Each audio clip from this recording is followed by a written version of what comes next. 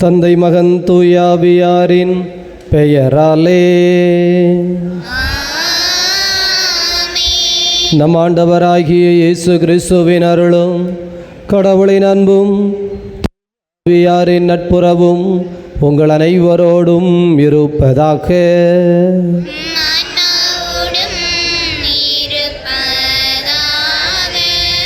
ஆண்டவருடைய அன்பு குழந்தைகளே, நம்மோடு இணைந்து சுரண்டை லூர்து சாமி பாலா குடும்பத்திற்கு இறைவன் செய்த நன்மைகளுக்கு நன்றியாகவும், குழந்தைகளுடைய கல்வி ஞானம் உடலுள்ள சுகத்திற்காகவும், ஜோஸ் ஜென்சி இறை அருளில் சிறந்து விளங்க வேண்டும் என்பதற்காக ஒப்பு கொடுத்து ஜெபிக்கிறார்கள்.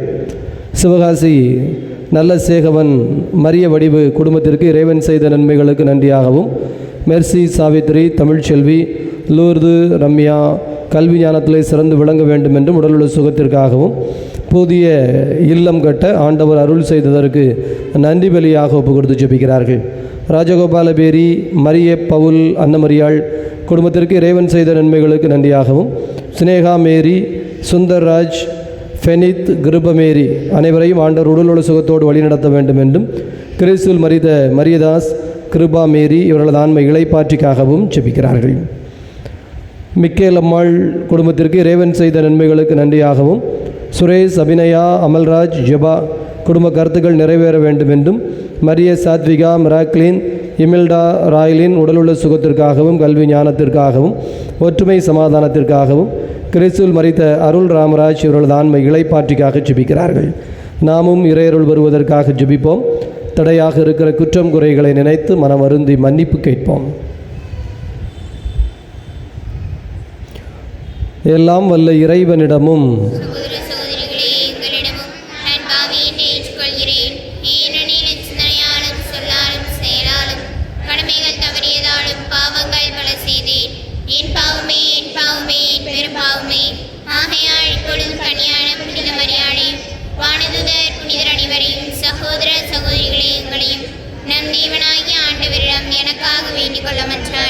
வல்ல கடவுள் நம் மீது இரக்கம் கொண்டு நம் பாவங்களில் இருந்து விடுவித்து நம்மை நிலை வாழ்வுக்கு அழைத்து செல்வாராக.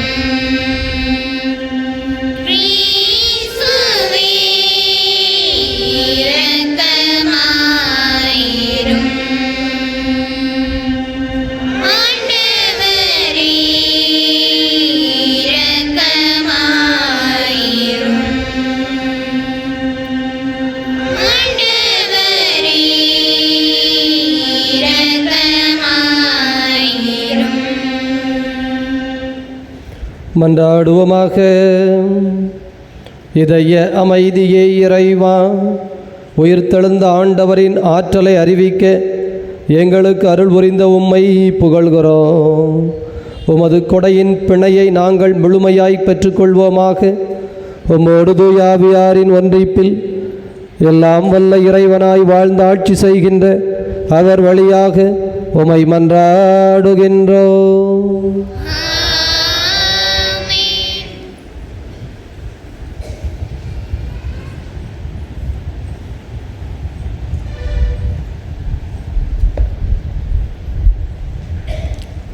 முதல் வாசகம். ஒரே உள்ளமும் ஒரே உயிருமாயிருந்தனர். திருத்தூதர் பணிகள் நூலிலிருந்து வாசகம். அதிகாரம் 4, இறை திருவசனங்கள் 32 முதல் 37 முடிய. திருத்தூதர் பணிகள் நூலிலிருந்து வாசகம். அதிகாரம் 4, இறை திருவசனங்கள் 33 முதல் 37 முடிய. அந்நாட்களில் நம்பிக்கை கொண்ட மக்கள் அனைவரும் ஒரே உள்ளமும் ஒரே உயிருமாயிருந்தனர். அவர்களுள் எவரும் தமது உடைமைகளை தம்முடையதாக கருதவில்லை. எல்லாம் அவர்களுக்கு பொதுவாயிருந்தது. திருத்தூதர் அனைவரும் ஆண்டவர் இயேசு உயிர்த்தெழுந்தார் என மிகுந்த வல்லமையோடு சான்று பகர்ந்து வந்தனர். அவர்கள் அனைவரும் மக்களின் நல்லெண்ணத்தை மிகுதியாக பெற்றிருந்தனர். தேவையில் உளர்வோல் எவரும் அவர்களுள் காணப்படவில்லை. நிலப்புலன்களை அல்லது வீடுகளை உடையோர் அவற்றை விற்று அந்த தொகையை கொண்டு வந்து திருத்தூதருடைய காலடியில் வைப்பர். அது அவரவர் தேவைக்கு தக்கவாறு பகிர்ந்து கொடுக்கப்படும். சைப்பிரசு தீவைச் சேர்ந்த யோசேப்பு எனும் லேவியர் ஒருவர் இருந்தார். இவருக்கு திருத்தூதர்கள் ஊக்குவிக்கும் பண்பு கொண்டவர் என்று பொருள்படும். பர்னபா என்னும் பெயரை கொண்டிருந்தார்கள். அவர் தமது நிலத்தை விற்று அந்த பணத்தை கொண்டு வந்து திருத்தூதர்களது காலடியில் வைத்தார். இது ஆண்டவர் வழங்கும் அருள்வாக்கு.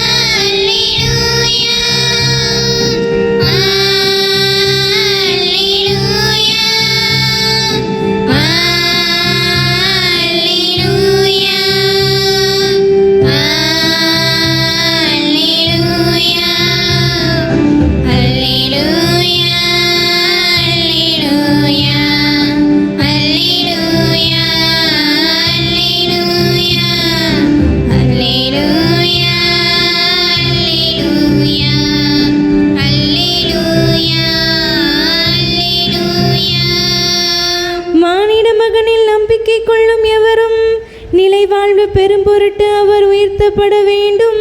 அல்லேலூயா அல்லேலூயா அல்லேலூயா அல்லேலூயா அல்லேலூயா. ஆண்டவர் உங்களோடு இருப்பாராக.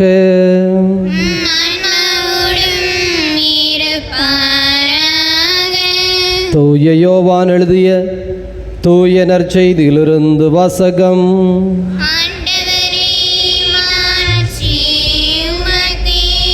தூய யோவான் எழுதிய தூய நற்செய்தி 3வது அதிகாரம். ஆண்டவருடைய வார்த்தைகள் 1 முதல் 8 முடிய. அக்காலத்தில் பரிசேயர் ஒருவர் இருந்தார். அவர் பெயர் நிக்கதேம்.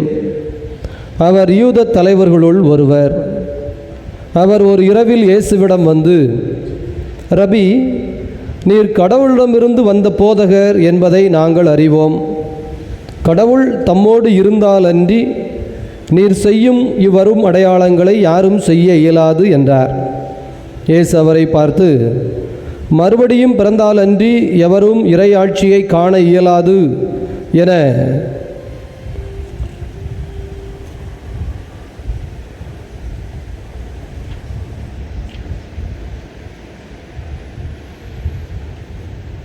யோவான் நற்செய்தி 3வது அதிகாரம். ஆண்டவருடைய வார்த்தைகள் 7 முதல் 15 முடிய. யோவான் நற்செய்தி 3, 7 முதல் 15. அக்காலத்தில் இயேசு நிக்கதேமிடம் கூறியது, நீங்கள் மறுபடியும் பிறக்க வேண்டும் என்று நான் உங்களுக்கு கூறியது பற்றி நீர் வியப்படைய வேண்டாம். காற்று விரும்பிய திசையில் வீசுகிறது, அதன் ஓசை உமக்கு கேட்கிறது. ஆனால் அது எங்கிருந்து வருகிறது என்றும் எங்கு செல்கிறது என்றும் உமக்கு தெரியாது. தூய ஆவியால் பிறந்த அனைவருக்கும் இது பொருந்தும் என்றார்.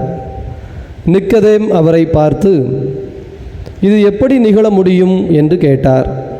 அதற்கு இயேசு கூறியது, நீர் இஸ்ராயேல் மக்களிடையே போதகராக இருந்தும் உமக்கு இது தெரியவில்லையே.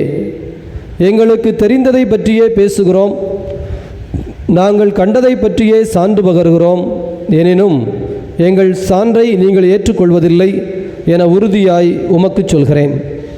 மண்ணுலகு சார்ந்தவை பற்றி நான் உங்களுக்கு சொன்னதை நீங்கள் நம்பவில்லை என்றால் விண்ணுலகு சார்ந்தவை பற்றி சொல்லும்போது எப்படி நம்ப போகிறீர்கள்? விண்ணகத்திலிருந்து இறங்கி வந்துள்ள மானுட மகனை தவிர வேறு எவரும் விண்ணகத்திற்கு ஏறி சென்றதில்லை. பாலை நிலத்தில் மோசேயால் பாம்பு உயர்த்தப்பட்டது போல மானுட மகனும் உயர்த்தப்பட வேண்டும். ஆண்டவரின் அருள்வாக்கு.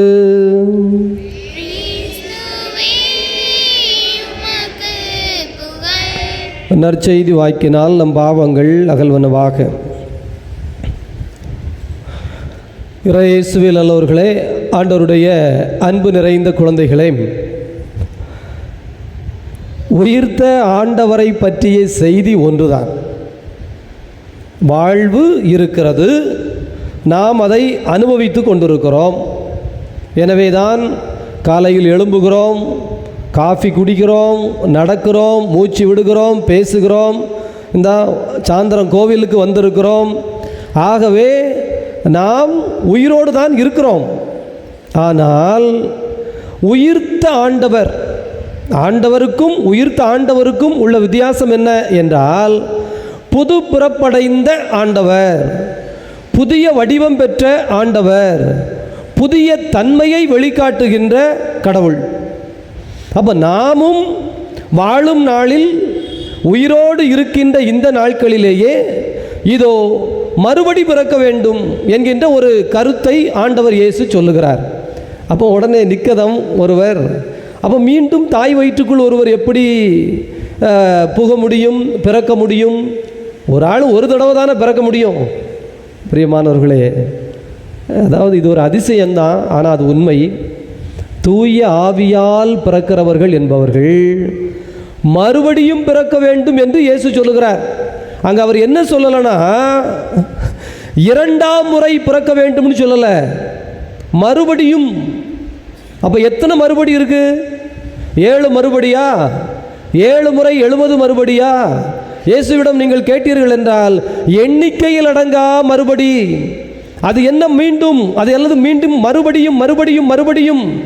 பிரியமானவர்களே, இந்த வாழ்க்கை, இந்த இயற்கை என்பது நமக்கு பெர்மனண்டாக தெரியுதுல்ல, அந்த செடி. ஆனால் இது பெர்மனண்டாக இல்லைங்கிறான் விஞ்ஞானம், அதை ஒத்துக்கொள்கிறது. ஒவ்வொரு நொடியும் இது தன்னை புதுப்பித்து கொண்டே இருக்கிறது. அல்லது ஒரு ஆறு பக்கத்தில் ஓடுது, இந்த நதி எனக்கு தெரியும் ஃபாதர், ரொம்ப வருஷமாக இங்கே தான் இருக்குது. இல்லை, ஒவ்வொரு நொடி பொழுதும் அது புதிது. நம் கண்களுக்கு தண்ணீர் ஒரே தண்ணீர் போல் தெரிகிறது. ஆனால் நீங்கள் பார்த்த தண்ணீர் இப்போது அங்கே இல்லை, அது ஏற்கனவே கடந்து விட்டது. ஆனால் பார்ப்பதற்கு ஒரே நதி போல் தெரிகிறது. இந்த உடம்பு இருக்கு இல்லைங்களா, 365 நாளையில் எல்லா செல்லும் செத்து புதுசு பிறந்துருங்கிறான். ஒருவேளை ஒருத்தருக்கு கேன்சரே வந்து சாகும் தருவாயில் இருந்தால் கூட, அதாவது புதிய செல்கள் உற்பத்தி ஆகுகின்ற செல்கள் இந்த பழைய செல்களின் மெமரியை எடுத்துக்கொள்ளாத வண்ணம் அந்த இடத்திலே புதிய உயிர் பெறுகிற நல்ல உணவு முறைகளும் அல்லது பழக்க வழக்கங்களும் வாழ்க்கை முறையும் கொண்டு வந்தால் 365 நாளில் இந்த உடம்பு சாகிற அளவிற்கு கேன்சர் வைத்திருந்தால் கூட புதிய ஒரு பச்சிளங்குழந்தையை போல ரொம்ப ஃப்ரெஷ்ஷாக வந்துரும்னு சொல்லுகிறார்கள். பிரியமானவர்களே, ஆண்டவரும் அதைத்தான் சொல்லுகிறார். தூய ஆவியால் பிறக்கிறவர் எங்கிருந்து வருவார், எங்கே போவார் என்பதெல்லாம் தெரியாது. ஓசை கேட்பது போல அவருடைய வாழ்வு பிரகாசமாக இருக்கும். அவருடைய ஒவ்வொரு செயல்பாடுகளும் வியக்கத்தக்கதாக இருக்கும். இயேசு கிறிஸ்து இதோ கடலை பார்த்து அடக்கினார், புயலை சும்மா இரு என்றார், பேயை விரட்டினார். அவர் ஒவ்வொன்றும் பேசுகிற பொழுதும் செய்கிற பொழுதும் அங்கே கூடியிருந்த மக்கள் எல்லோரும் வியப்படைந்தார்கள்.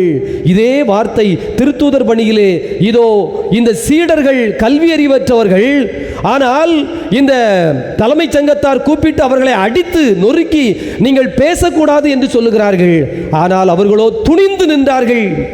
நேற்று வரைக்கும் பயந்த சீடர்கள், இயேசுவை கைது செய்கிற பொழுது கூட விட்டுவிட்டு ஓடி போன சீடர்கள் இப்போது துணிந்து நின்று, கொல்லன்னா கொன்னுக்கப்பா, ஆனா உடலை கொல்லுகிற உனக்கு அஞ்சுவதா, உயிரை கையில் வைத்திருக்கிற கடவுளுக்கு அஞ்சுவதா? நாங்கள் கண்டதையும் கேட்டதையும் பேசாமல் எங்களால் இருக்க முடியாது. நீ மிஞ்சி போனா அடிப்பியா, கொல்லுவியா, கொன்னுக்க, ஆனா எங்க ஆன்மா முக்கியம்னு சொன்னான் பாருங்க. அப்போது அங்கே இருந்த தலைமைச் சங்கத்தாரும் அந்த தலைமை கூடத்தில் இருந்தவர்களும் வியந்து போனார்கள். இயேசுவுக்கு கொடுக்கப்பட்ட அதே வியப்பு சீடர்களுக்கு கொடுக்கப்பட்டது. அவர்கள் புதுப்படைப்பாய் மறுபடி பிறந்து விட்டார்கள். சாவு இல்லை என்பதை உணர்ந்து விட்டார்கள், வீழ்ச்சி இல்லை என்பதை உணர்ந்து விட்டார்கள், தோல்வி இல்லை என்பதை உணர்ந்து விட்டார்கள், வாழ்வு என்பது நிறைந்திருக்கிறது என்பதை அறிந்து விட்டார்கள். ஏதோ ஒன்று புத்தியில் புதுசா தட்டிடுச்சு. நமக்கும் 3 காரியங்களில் இந்த மேல் நோக்கு பாம்பு உயர்த்தப்பட்டது போல நம்முடைய தன்மை உயர்ந்து, இப்படி கிடக்கிற கீழ்நோக்கி நிற்கிற தன்மை உயர்ந்து பிரகாசிக்க தொடங்கிவிட்டது என்றால், ஆண்டவருடைய அன்பு நிறைந்த குழந்தைகளே, இதோ விஷயம் ஒன்றுதான், நீங்கள் மறுபடி பிறந்து விட்டீர்கள். மறுபடி பிறக்கிறீர்கள். ஒவ்வொரு நொடியும் பிறக்கிறீர்கள், ஒவ்வொரு நாளும் பிறக்கிறீர்கள். சூரியன் புதிதாய் வருவது போல, காற்று புதிதாய் வீசுவது போல, இதோ இந்த மண் புதிதாய் மணப்பது போல நீங்களும் புத்தம் புதிதாய் மலர்ந்து கொண்டே இருப்பீர்கள். ஒன்று, நம்முடைய சிந்தனை, புத்தி. நம்முடைய புத்தியில் புது புது சிந்தனைகள் உற்பத்தி ஆகி கொண்டே இருக்க வேண்டும். நாம எப்படி சிந்தனை வைத்திருக்கிறோம் அப்படின்னா, பழைய சிந்தனையை மாடிஃபை பண்ணி புதுப்பிக்கிறோம். ஆனால் இயேசு சொல்லுகிறார், இதோ பழைய துணியை புதிய துணியில் ஒட்டு போட முயற்சி செய்யாதே. புதிய துணியை நீ கிழித்து பழைய துணியில் ஒட்டு போட்டால் புதிய துணியும் கிழிந்துவிடும், பழைய துணியும் நைந்துதான் போகும். எனவே புதியது என்பது புத்தம் புதிதாக இருக்க வேண்டும். நேற்று உங்கள் வீட்டுக்காரரு கூட சண்டை, அல்லது நேற்று உங்கள் பிள்ளையை நீங்கள் திட்டிட்டீங்க, அல்லது நேற்று வேலைக்கு போன இடத்துல ஒரு பிரச்சனை ஆயிடுச்சு. இன்னைக்கு காலையில் புதுசாக ஆரம்பிக்கிற நாளையில் நம்ம புதுசாக இருக்கிறோம். பழைய சிந்தனை, நேற்று நடந்த விஷயம், நேற்று நடந்த தீமை புத்தியில் வந்து அங்கே இருந்து தான் தொடங்குகிறோம். புது படைப்பல்ல, புது பிறப்பல்ல, அது புதிய நாள் அல்ல. நமக்கு பழைய நாள் தான், நேற்று போல் இன்னைக்கு தான், இன்னைக்கு போல தான் நாளைக்கு வரப்போகுது. யோசிச்சு பாருங்க. எனவே சிந்தனையில் புத்தம் புதிதாய் தினமும் ஒரு 10 புதிய இந்த சிந்திக்கின்ற, நேற்று வரை என்ன சிந்தித்தேன், நெகட்டிவாக ஒன்றை பற்றி யோசித்திருந்தா இன்னைக்கு அதை பற்றி நேர்மறையாய் பாசிட்டிவாக யோசிக்கணும். நேற்று ஒருவரை பற்றி தரக்குறைவாக சிந்தித்திருந்தால் இன்றைக்கு அவரை பற்றி உயர்வாக சிந்திக்க வேண்டும். அவ்வளவுதான். கீழ் நோக்கி கிடக்கிற சிந்தனையை மேல் நோக்கி நகர்த்துங்கள். நான் மேல் நோக்கி சிந்தனை நகர்த்தினா அவன் திருந்திருவானா? நான் மேல் நோக்கி சிந்தனையை நகர்த்தினா உலகம் மாறிடுமா? மாறும். அதுதான் உயிர்ப்பு, அதுதான் பிறப்பு, மறுபடி பிறப்பு. பிரியமானவர்களே, அதுபோல பேச்சு. ஒவ்வொரு நாளும் உங்கள் ஒக்காபுலரி இருக்கு இல்லைங்களா, பயன்படுத்துகிற வார்த்தை, அதில் புதிதாய் 5 வார்த்தைகளாவது சேர வேண்டும். புதிதாய் 5 நல்வார்த்தைகள், புதிய ஆசீர்வாதத்திற்குரிய வார்த்தைகள். நீங்கள் நல்லா யோசிச்சு பாருங்கள், ரெக்கார்ட் பண்ணி நீங்களே கேளுங்க. நீங்கள் செல்ஃபோனில் ரெக்கார்ட் பண்ணி ஒரு நேரம் நீங்கள் ஆட்டுக்கு ரிலாக்ஸாக கேளுங்க. ஒரு 10 நாள் கேட்டு பாருங்கள். டெய்லி நீ பேசுனதே தான் பேசுகிறீங்க, பயன்படுத்தின வார்த்தையே தான் பயன்படுத்துறீங்க. புதிய வார்த்தையை நம்ம பயன்படுத்துறதே இல்லை. கோபப்பட்டாலும் அதே வார்த்தை தான், சந்தோஷப்பட்டாலும் அதே வார்த்தை தான். வார்த்தை புதிதில்லை. எனவே புதிய வொக்காபுலரி பைபிள்லேருந்து எடுத்தால் ரொம்ப நல்லது. ஆசீர்வாதமான வார்த்தை பைபிள்லேருந்து இந்த கொட்டேஷன்லாம் வாசித்தேன். இன்றைக்கி இந்த 5 கொட்டேஷனை 100 தடவையாவது எல்லாத்துட்டையும் சொல்லுவேன். நாளைக்கு இன்னொரு 5 கொட்டேஷன் வாசித்தேன், அதை 100 தடவையாவது சொல்லுவேன். போதும். எல்லாரும் உங்கள் வார்த்தைக்காகலாம் காத்தில்லை, என்னத்தையாவது பேசுவியான்னு நினைக்காங்க. பைபிள்லேருந்து பேசி முடிச்சுட்டு போயிட வேண்டியதானே. பிரியமானவர்களே, அதே போல் நம்முடைய செயல்பாடுகள், நம்முடைய இந்த பாவசங்கீதம் நம்ம தொடக்கத்தில் பூச ஆரம்பிக்கிறோம் இல்லைங்களா? என்பாமே என்பாமே என்பாமேன்னு என்ன சொல்கிறோம்? என் சிந்தனையாலும் என் சொல்லாலும் என் செயலாலும் நான் மீண்டும் மீண்டும் வழுகி கொண்டே இருந்த பாவங்களுக்காக மன்னியும். அப்போ அந்த சிந்தனை, சொல், செயல். பைபிள் இதுவரைக்கும் வாசிக்கல, இன்னையிலேருந்து வாசிப்பேன். ஜோமாலை பொதுவாக சொல்கிறது இல்லை, அல்லது 2 ஜோமாலை சொல்லுவேன். இன்றைக்கி 3 ஜோமாலை சொல்லிட்டு போகிறேன். திருப்பலிக்கு வருகிறேன், என்னையே ஒவ்வொரு செயலிலும் புதுப்பிக்கிறேன். காலையில் மெதுவாக தான் எந்திப்பேன், சீக்கிரமாக எந்திக்கிறேன்.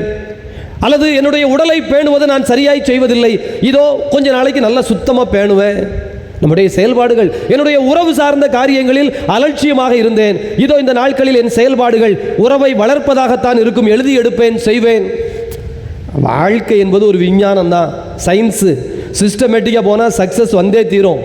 சிஸ்டமேட்டிக்காக செய்யணும், அவ்வளவுதான். நாம் இன்னைக்கு ஒன்று நாளைக்கு ஒன்று நாளை கழிச்சு ஒன்று மாற்றி மாற்றி செய்து கொண்டே இருக்கிறோம். அன்பு குழந்தைகளை, இந்த சிஸ்டமேட்டிக் என்று சொல்லப்படுவது எழுத்து வடிவம். எனவே புதிதான சிந்தனை, புதிதான சொற்கள், புதிதான செயல்கள். ஒரு டைரி போடுங்க, டெய்லி 5 செஞ்சுட்டு வாங்க.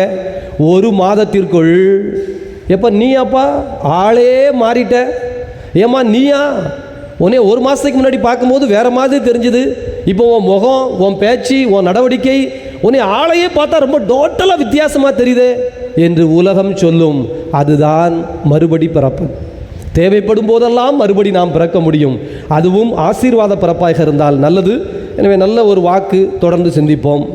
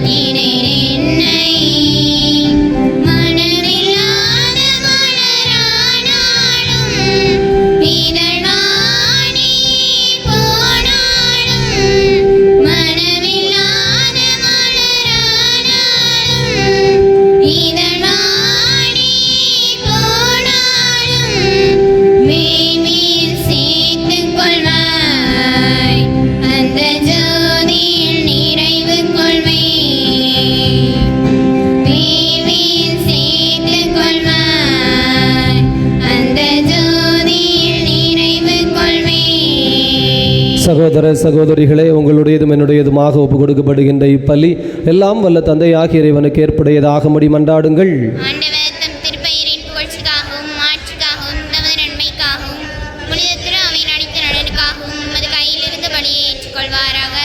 இதய அமைதியே இறைவாம், இப்பாஸ்கா மறை நிகழ்வு வழியாக எங்களை என்றும் அக்களிக்க செய்திட உம்மை வேண்டுகிறோம்.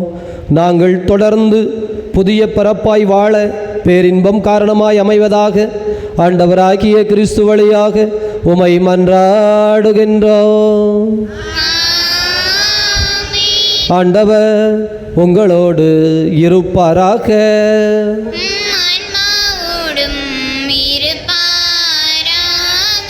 இதயங்களை மேலே எழுப்புங்கள். நம் இறைவனாகிய ஆண்டவருக்கு நன்றி கூறுவோம்.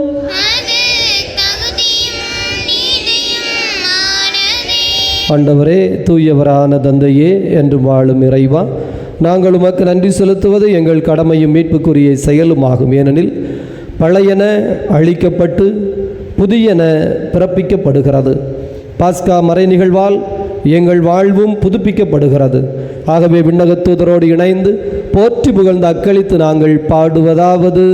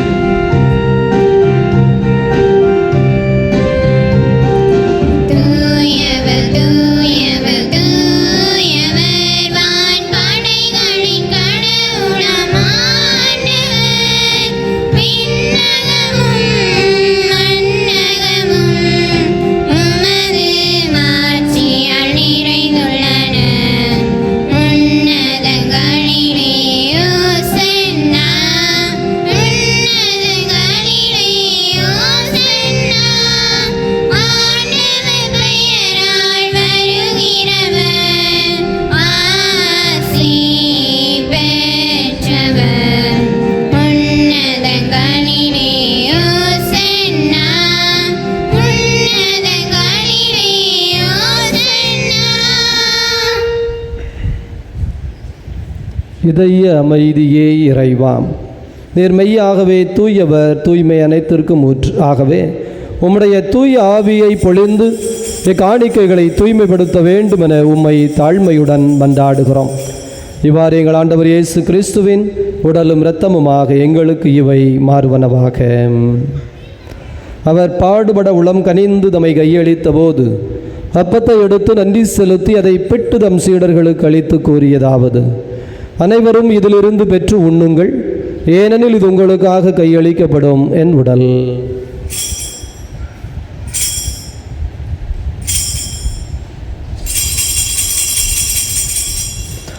அவ்வண்ணமே இரவு விருந்தை அருந்தியபின் கிண்ணத்தை எடுத்து மீண்டும் உமக்கு நன்றி கூறி தம் சீடர்களுக்கு அளித்தவர் கூறியதாவது: அனைவரும் இதிலிருந்து பெற்று பருகுங்கள், ஏனெனில் இது புதிய நிலையான உடன்படிக்கைக்குரிய என் இரத்தத்தின் கிண்ணம். இது பாவ மன்னிப்புக்கென்று உங்களுக்காகவும் பலருக்காகவும் சிந்தப்படும். இதை என் நினைவாகச் செய்யுங்கள்.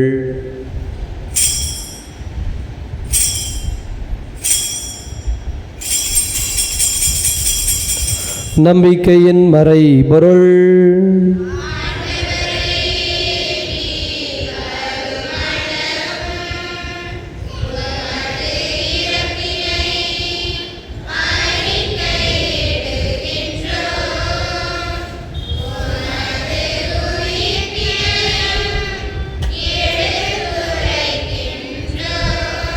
ஆகவே ஆண்டவரே, நாங்கள் கிறிஸ்துவின் இறப்பினையும் உயிர்ப்பினையும் நினைவு கூர்ந்து வாழ்வு தரும் அப்பத்தினையும் மீட்பளிக்கும் கிண்ணத்தினையும் முகப்பு கொடுக்கின்றோம். உன் திருமுன் நின்று ஊழியம் புரிய தகுந்தவர்கள் என எங்களை ஏற்றுக்கொண்டீர். எனவே உமக்கு நன்றி செலுத்துகிறோம்.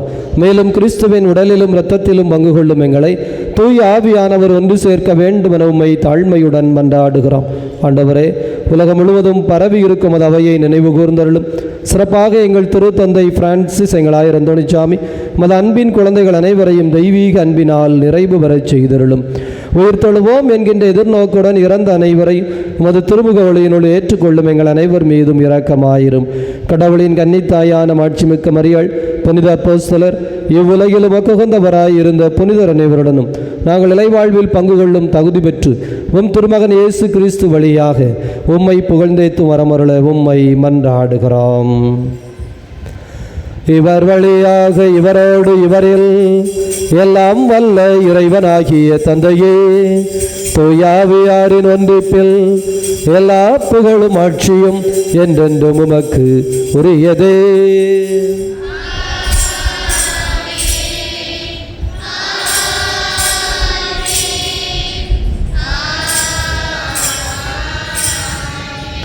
நம் ஆண்டவர் இயேசு கிறிஸ்து ஜெபிக்க கற்றுக் கொடுத்தார். இணைந்து ஜெபிப்போம்.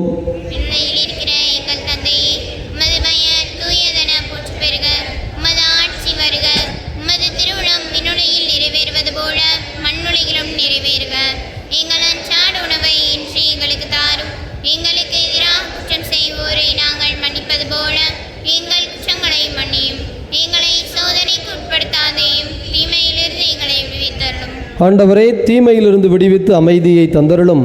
பாவத்திலிருந்து விடுதலை பெற்று நலமுடன் வாழச் செய்தருளும். நாங்கள் எதிர்நோக்கி இருக்கிற பேரின்பத்திற்காகவும் மீட்பராகிய இயேசு கிறிஸ்துவின் வருகைக்காகவும் காத்திருக்கின்றோம். ஆண்டவரே இயேசு கிறிஸ்துவே, அமைதியை உங்களுக்கு விட்டுச் செல்கிறேன், என் அமைதியை உங்களுக்கு அளிக்கிறேன் என்றும் திருத்தூதர்களுக்கு மொழிந்தீரே. எங்கள் பாவங்களை பாராமல் முது திரு அவையின் நம்பிக்கையை கண்ணோக்கி அதற்கு அமைதியும் ஒற்றுமையும் தந்தருள்வீராக. என்றென்றும் வாழ்ந்து ஆட்சி செய்கின்றவர் நீரே. ஆண்டவருடைய அமைதி உங்களோடு என்றும் இருப்பதாக.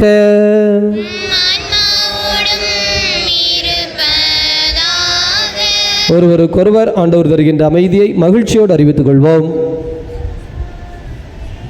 உலகின் பாவங்களை போக்கும் இறைவனின் செம்மறியே, எங்கள் மேல் இரக்கமாயிரும். உலகின் பாவங்களை போக்கும் இறைவனின் செம்மறியே, எங்கள் மேல் இரக்கமாயிரும். உலகின் பாவங்களை போக்கும் இறைவனின் செம்மறியே, எங்களுக்கு அமைதியை அளித்தள்ளும். இதோ இறைவனின் செம்மறி, இவரே உலகின் பாவங்களை போக்குகின்ற தெய்வம். இந்த தெய்வத்தினுடைய விருந்துக்கு அழைக்கப்பட்டிருக்கிற நாம் அனைவரும் பேறு பெற்றவர்கள்.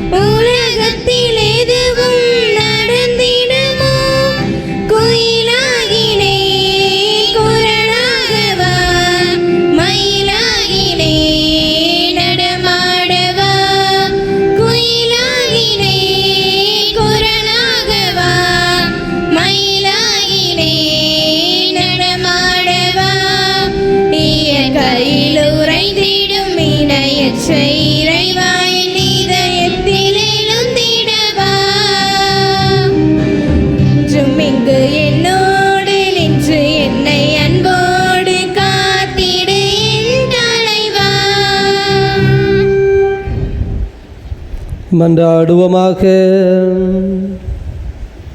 இதய அமைதியே இறைவாம், இத்தெய்வீக திருக்கொடைகளை முன்னிட்டு நாங்கள் உம்மை புகழ்கிறோம்.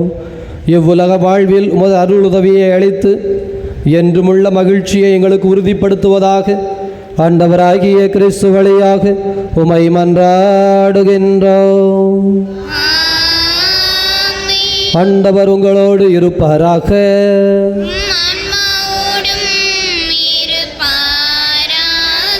வல்ல கடவுள் தந்தை மகன் தூய ஆவியார் உங்கள் அனைவரையும் நிறைவாக ஆசீர்வதிப்பாராக. உயிர்த்த கடவுளின் உண்மை பிள்ளைகளாக சென்று வாழுங்கள். பேரின்பம் தொடரட்டும்.